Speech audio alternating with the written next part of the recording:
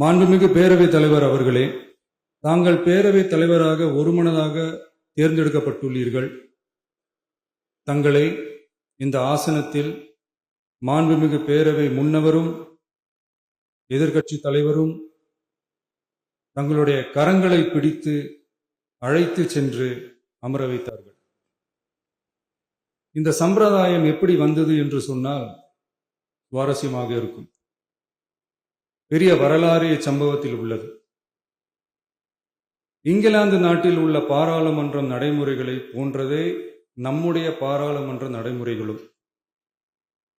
மன்னராட்சி இருந்த காலத்திலேயே அங்க பாராளுமன்றம் இயங்கியுள்ளது.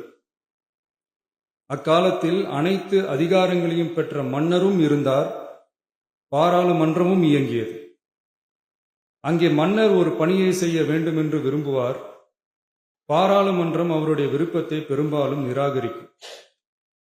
மன்னர் விரும்பிய காரியத்தை பாராளுமன்றம் நிராகரித்து விட்டது என்கிற செய்தியை மன்னருக்கு சொல்ல வேண்டியவர் பாராளுமன்ற தலைவர், ஸ்பீக்கர் என்பார்கள்.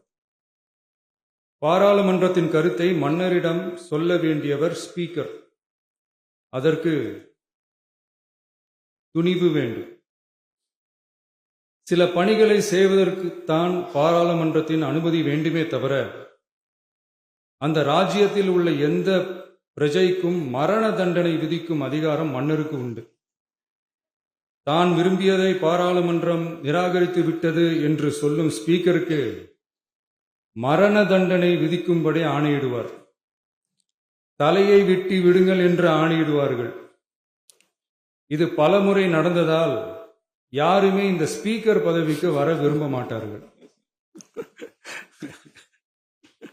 எனவே புதிதாக பாராளுமன்றம் அமையும் போது ஸ்பீக்கர் பதவிக்கு ஒருவர் அறிவிக்கப்பட்டவுடன் அவர் உடனே தலை தப்பித்தால் போதும் என்று ஓட்டம் பிடிப்பார். அணை முன்னவரும் எதிர்க்கட்சி தலைவரும் அவரை தடுத்து நிறுத்தி அவர் கைகளை பிடித்து இழுத்து வந்து ஆசனத்தில் அமர வைப்பார்கள்.